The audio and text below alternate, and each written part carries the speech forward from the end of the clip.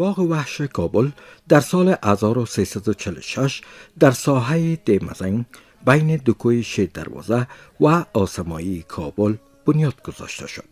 بر علاوه که این مکان یک ساحه تفریحی است، بلکه مرکز علمی، تحقیقی و جانورشناسی نیز به شمار می رود که در این باغ به صدها نوع حیوان نگهداری و حفاظت می شود. یو جالب کار دا کړی و چې د ژوبڼ په تاریخ کې د لومړي ځل دپاره سپین یا واورین پړانګ چې ورته وایي د غره پړانګ پلنګ برفي دا مو د بدخشان دپاره په لومړی ځل کابل ژوبڼ ته راوړی چې لیدونکي ډېر ورته راځي او هغوی ته ډېره جالبه ده او دا اوس میلمه ده دلته. یک طبیعت آزاد، نام خدا خیر ببینه، کارمندا، بخش موظفین بسیار وظیفه خود به درستی انجام میدن. نام خدا اینجا به انواع مختلف حیوانات وجود داره که از دیدن ازیا هر انسان که میای مثلا امی حیوانات، امی فضای سبز ازی یک آرامش از اینجا کسب میکنه.